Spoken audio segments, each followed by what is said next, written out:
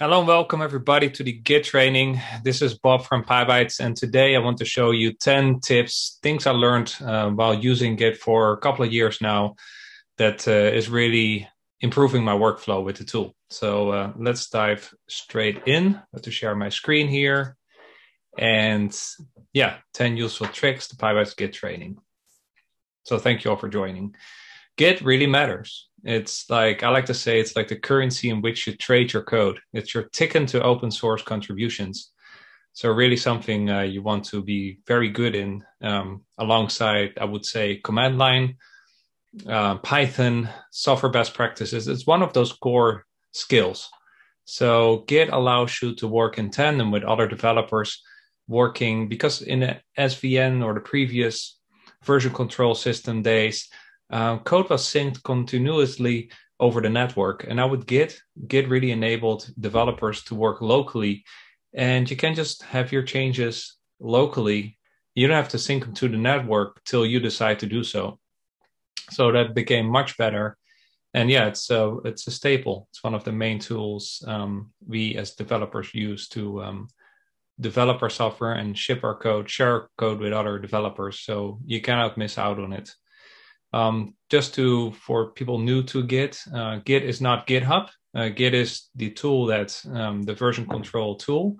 GitHub is more the web interface, the company behind orchestrating Git repositories. So it's a different thing. Git, and in this training, we're going to talk about Git as a tool to do version control. So tip one, I'm pretty lazy typing, so I'm going to share some of my aliases I use in every day. So if you're new to Unix, an alias basically is a shortcut where you can, in 2 characters or 3 characters, type a command. So I will show you some I use regularly, and you will also see me using in the training. So if I type GS, I have that alias in my bash RC as git status. So I type git status the whole time because we want to kind of see where we are in the workflow of Git. And typing GS is much shorter. GRV, get remote -v, to show the remotes. And we'll look at that a bit later. Git checkout, for example, to go to a branch or to undo certain changes. I have that shortcutted as GCO. And there are a bunch more. Actually, some of those I'm not using that much anymore, but this is a pretty nice one. glog, and that shows a pretty log. Now to create this is all at the Unix shell level. You can also create aliases at the Git level, and let's make one actually. So you can do a git config, and global makes the alias available to all the repos I'm working on my computer. We can then do an add alias dot the name of the alias, and in quotes what it should shortcut. So this is the thing after the git command. So if I do a git lol, it's the same as doing git log and this whole thing. So let's add this. And now it should actually be available in my git config in my home folder. So using global, we make this available to all the Git repos, all the Git interaction I will do in the system. And effectively here, it was added. So if I now go into one of my repos, I can do a git lol, and I get a nicer log as compared to the classic git log. Usually with config commands, if you leave the global off and you will do this in a repo, then the alias is local to the repo. So this can be useful, for example, if you set your git config username or email to something different inside a repo. So if you don't do a global there, you could use a different email tied to a specific repo. So that's an important distinction of the global flag. Tip number 2, stashing changes. This is super helpful if you have to switch a lot between branches. So for example, here I'm on the develop branch, and say I got already some changes made. And by the way, if you do a git diff, nothing shows as being different because the changes I have here are already staged. So if you want to see the changes that are staged, you can do git diff stage. Let me make this a little bit bigger. And this is just for exemplary sake. I just put a few new lines in here. This, of course, is not really representative of a real change, but it triggers a change to Git. Now, say I want to start working on a new branch, but I don't want to commit nor lose those changes. I can do a git stash save. And without further options, this will just save it with a standard message. I can retrieve it by doing a git stash pop. And it will pull the changes back. And note that these changes are put back pre-staged. So when I do a git diff, I get those changes again. Now we'll show you a second way to stash those changes, and that's with stash save. And then I can put a meaningful message here. So when I have a whole list of stashed changes, I know what to retrieve. So say this was change X, right? And now it always shows the stash index and the branch I did this on, and your optional message. So that's a way to make it more meaningful. Now there's nothing anymore in my working area, so now I can safely go to make a new branch, and I will show you two ways. So git branch, new branch, whatever you want to name it. And if you follow that by git checkout new branch, so the first command will make the branch and the second command will put you on that branch. So git branch makes the branch. Git checkout has different meanings in Git. So you can also use git checkout -- files to undo changes that are not yet staged. But it also means go to a branch. Now there's a shortcut for this. By doing checkout with the -b option, this will make the branch and put you on the branch. So this is effectively the same as this. 2 steps in one go. That already exists, okay? So I'm just going to do new branch 2. And now I could retrieve those stashed changes. So apart from doing pop that would retrieve the last stashed change, I can also reference one of these indices. So I'm now going to retrieve the specific model change. And of course I need to use pop. Pop is like in Python with a list or dictionary. So it retrieves the item, but it also deletes it off the stack. So you want to make sure that you're going to commit or use these changes, because what stash is concerned, they are gone, okay? So yeah, now I have some other changes. That was just, again, a couple of new lines to trigger that file has changed. Next tip, Whodunit. Yeah, you can go through the log and retrieve a lot of things with log and diff, but sometimes you just want to start from the code and specifically look at a certain line of code. Who has contributed that? So for example, in this repo, say I'm at this book's model file here, and I just want to know who wrote this property called title and authors. So I can do a git blame of a file. It shows the file, but it prints an extra column to the left with the latest file, the latest change commit, and who committed that and when. So then I can just go to the specific line, and I can see that was me in 2018, and it was this commit. And then I can copy that SHA or hash, and I can do a git show what that change entailed. So I have my commit message here, and yeah, the surrounding changes that pertain to that commit.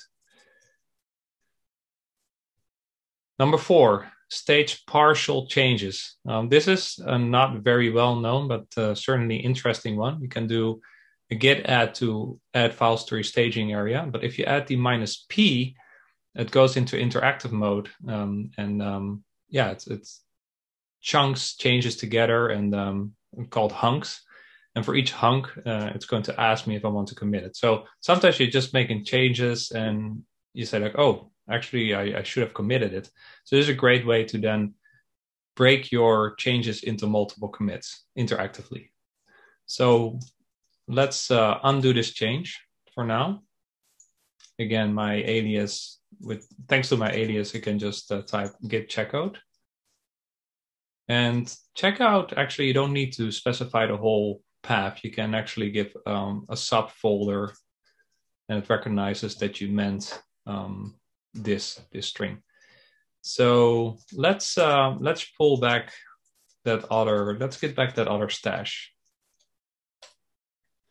So here I got multiple changes. So if I do a git add -p, I get into interactive mode and I can look at every hunk and say, no, I don't want this one either, but I do want this one, and this one, and this one, and this one I don't. And of course, these are just exemplary changes. Normally, these would be chunks of code.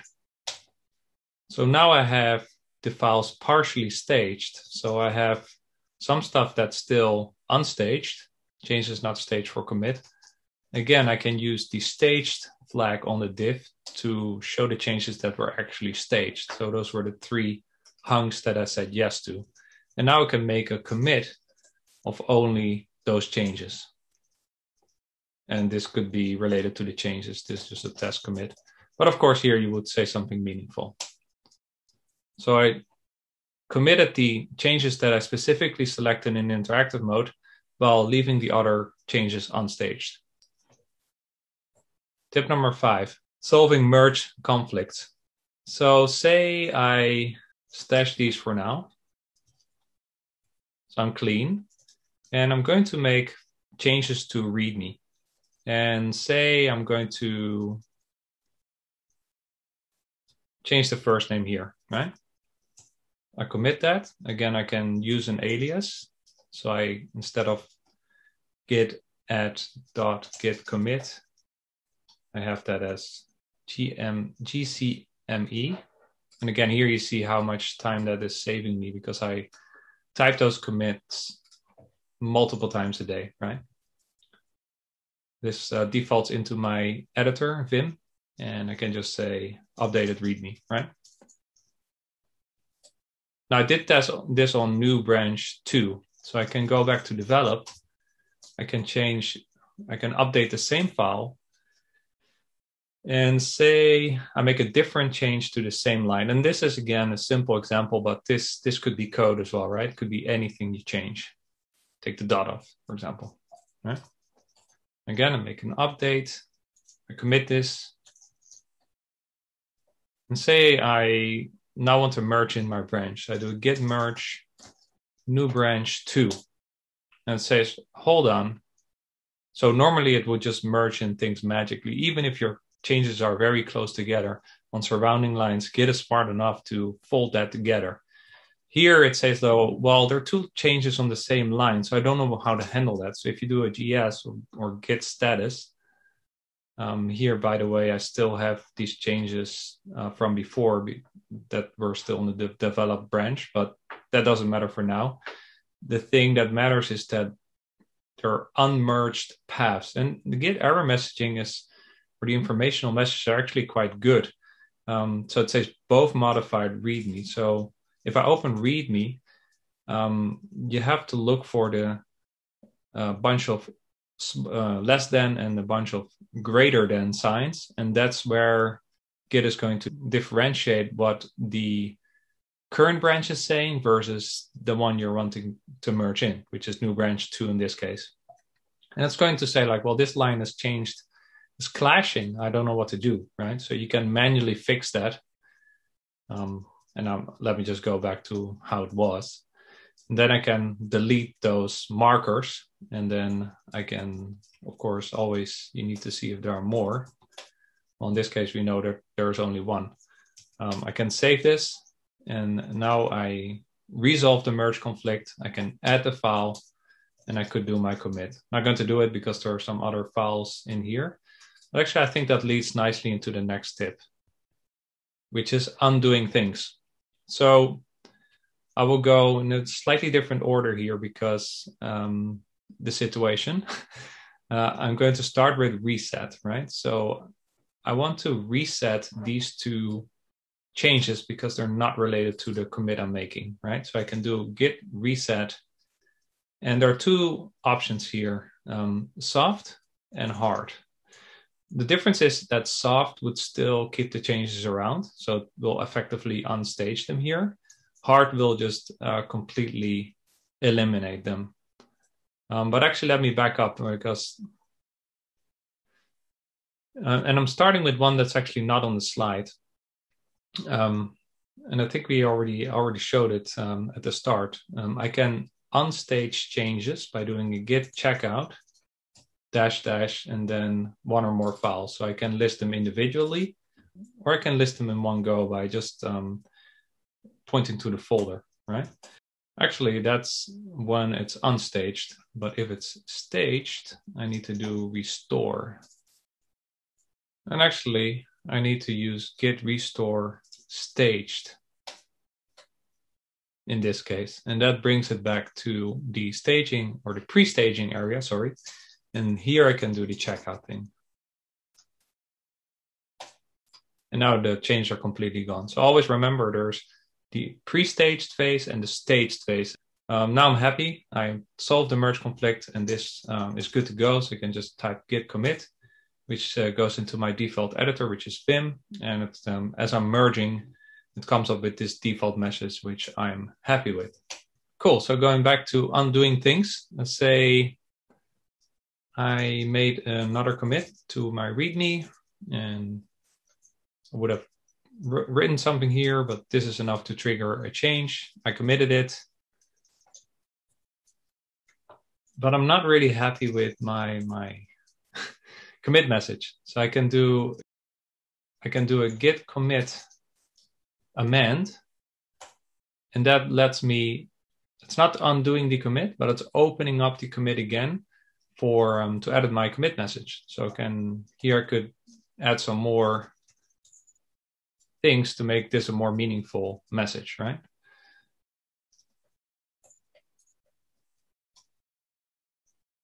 Say I'm not happy with this last commit at all, and I want to reset it. So I can use git reset. Now, it's important to distinguish between the -- soft and the -- hard flag. So soft undoes the last commit, so it's gone from history, but it still keeps changed around. So if you have a bunch of code, I don't want them to be committed. So I want to undo that last commit, but I still want to have those changed around, maybe to stash them or to further edit and make a new commit. I can use soft, and then so the changes are still available. If I want to completely wipe them out, I can use hard. So watch out with that. You know, it's gone. And then I have to kind of indicate how much I want to go back. So head is where I'm currently at. That's literally here, right? And then I can go one or more commits back by using the caret. So this would go back 3 commits. That's not what I want. I just want to have 1, right? And it says now head is now at AD, this short SHA, which corresponds with the n-1 commit. So effectively, I wiped out this commit, and README got reset, so this extra line I added here was undone. And lastly, we can revert a commit. So if I would redo this commit for a sec.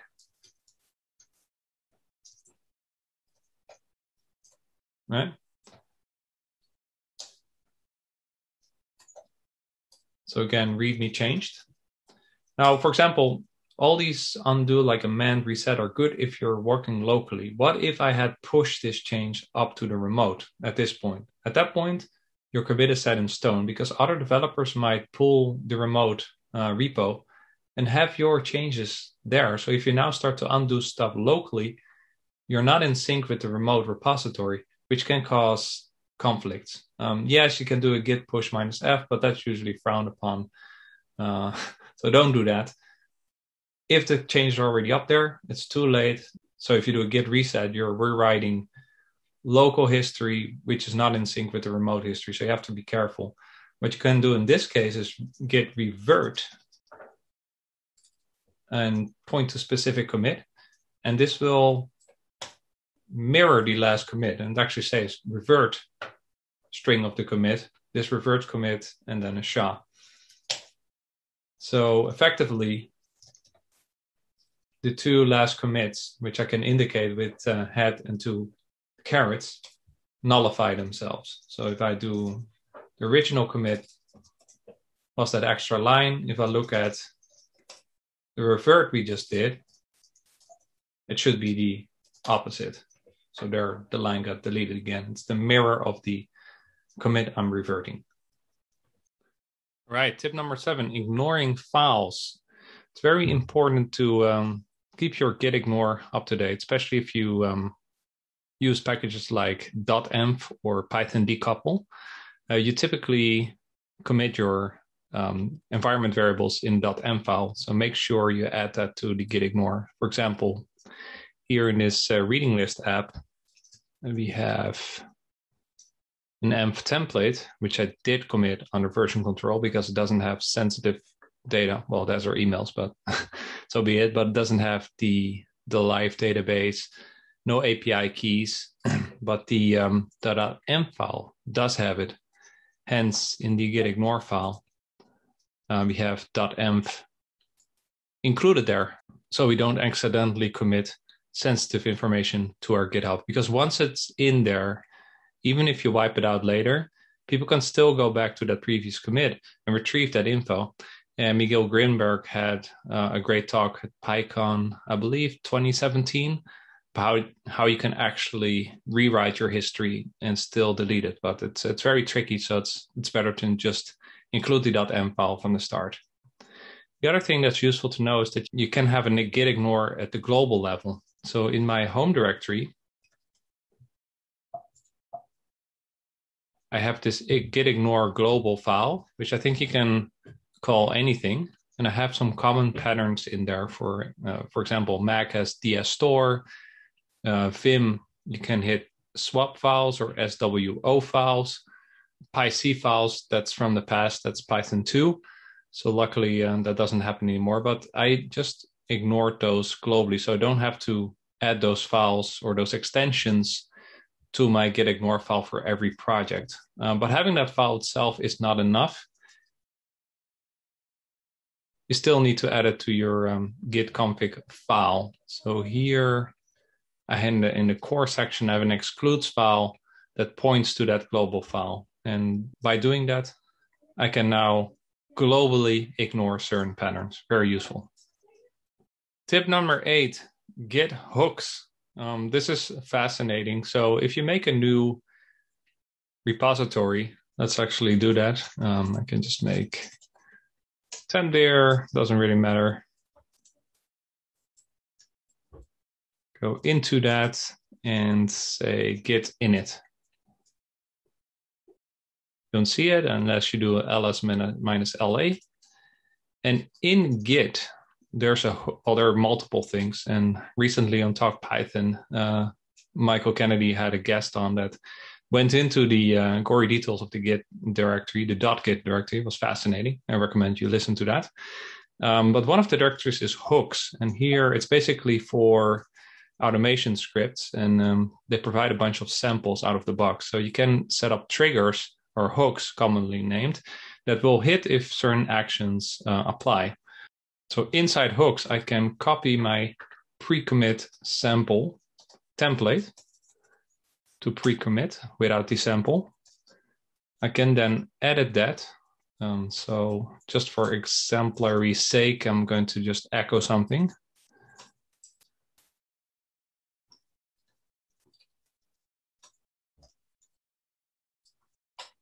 All right, I'm going back to my main folder.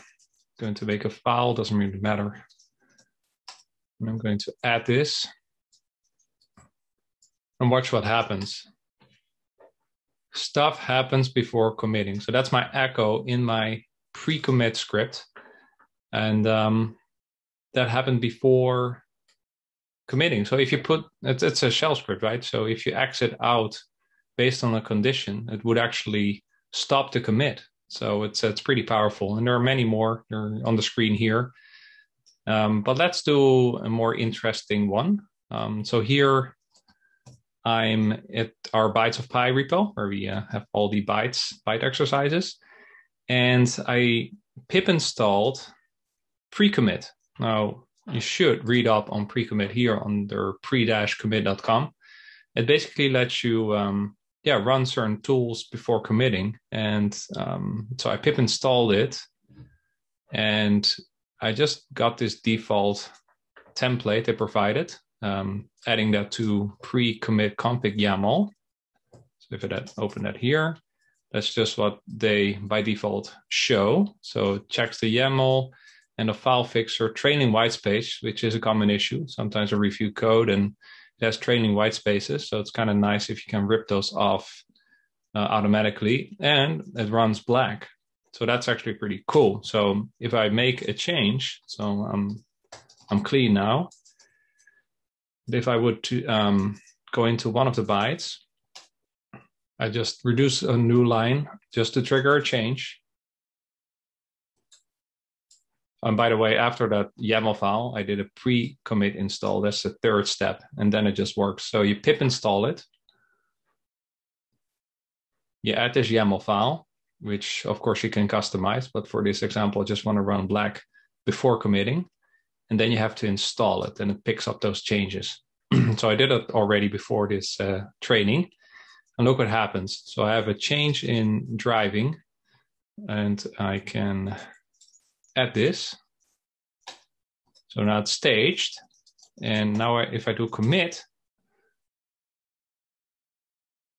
it's going to run those checks that are in the YAML file. And it actually failed in the sense that black had to do some stuff to blackify it, to make it all good. So now we have the situation that this is the change introduced by black, and stage is the change I made, right? So it could not commit it because, now it's kind of waiting if I want to commit it or not. So kind of cool. So I had single quotes, and black just changed that to double quotes. I agree with that, so I can add it again and then commit it again. And then at this point, black passed, like there was nothing to modify in that file. And then it went straight to the commit. And as I didn't do a -m message, it defaulted by opening my editor.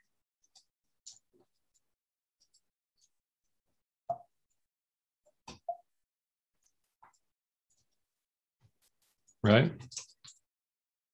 And as per previous tip, I can undo this commit by doing git reset hard. Just don't want this change at all. Or I did hard before, right? So let's do soft, head, caret. So one revision back.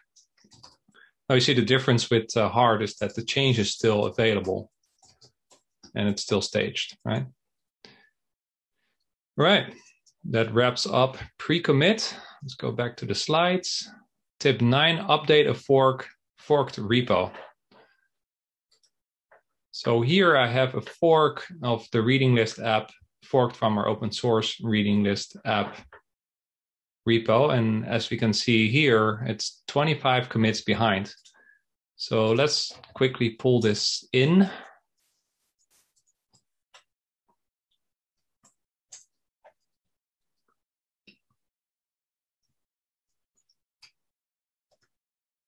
If you use clone, you can give it a different name, which creates basically that different directory. So cd into it. If I do a git remote -v, and that's where my alias comes in, I do a grv, saves me typing. My origin is my fork, right? So what if I want to pull in the changes from the original directory? Well, if I do a git pull, it's going to reach out to my fork. So what you can do is do a git remote add, and we usually call it upstream, but you can call this anything. And then we're going to link to the original, which is this one.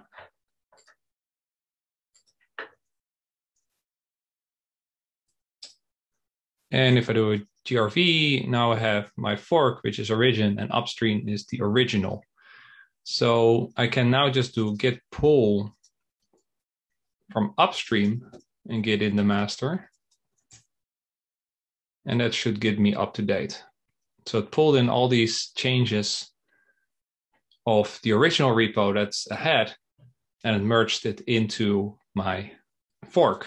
And I could also have done a fetch, and it only pulls in the changes. If I do a pull, it fetches the change, but also tries to merge it in, and there were no conflicts. So origin develop is now behind because this is basically my fork on GitHub. So only locally it got updated. So I can do a git push origin, well, in this case, develop. Actually, what I did do is I was pulling in master. What I actually wanted was pulling in develop. I think they should be on the same page here. There's a small difference only in the requirements file. So 25 commits behind, which mirrors what we saw here, right? So that's consistent. Now I can bring my fork up to date by doing git push origin, which is my fork, and develop. So it's always like git push, the remote, and the branch. Have a refresh, it should be up to date. So that's how you keep a fork up to date with the upstream repo. Lastly, two handy plugins, git prompt and completion. As you have seen here in the prompt, you see my branch. That's not by default. That's because I use git prompt. So I have this in my home directory, and to go back to my notes, I download the script together with the completion one, which is this one. They're both under the git contrib completion directory. I install those locally in my home directory, and then in my bash RC, in my home folder, I do a source, and then they are activated. I can use them. And then I set my prompt like this. So here in that temp there we made, I'm on master. If I make another branch feature, I made the branch as I discussed that shortcut earlier. I make the branch and I'm on the branch, and I can toggle back to master, and my prompt updates. And it's, of course, you can see the current branch with the git status on branch master. But yeah, it just saves me one git status by just having this information in the prompt. That's pretty useful. Also, then I know that I'm actually in a repository that is under git control, version control. Bonus, what makes a good commits message? There's a short and a long story. So the short story really is tell me the why of the commit, not the what. Because for the what, I can look at the code, and assuming it's good code, that should be self-explanatory. So the commit message is more for the rationale. Why did you make the commit? But there's a very detailed guide here on chris.beams.io, which has way more information about what makes a good Git commit message, and I recommend you go through that. All right, that wraps up this training. We have one related training. If you're new to GitHub, there's another one we did for Hacktoberfest, where we show you how to open a pull request. So if you're completely new, I recommend you go to PyBites/Hacktoberfest, and you learn a bit more about GitHub. And what's next? Well, as I said at the start of the training, Git is one of those fundamental developer skills. So there are more fundamental skills, but also not too many. So if you really want a Pareto, an 80-20 of what's important to become a successful Pythonista, go to buildpythonapps.com, and we have a free 6 key ingredients of a successful Pythonista training there. You can go through over the course of 6 days. Very valuable. And we created that to really distill down what's important as a developer and to share that experience with you all. Hope you like this training. If you have questions or feedback, hit me up on Twitter, where I'm bbelderboss, or just under our PyBites handle, or join our Slack under PyBites/community, and I'm happy to chat more about Git. Thank you for watching.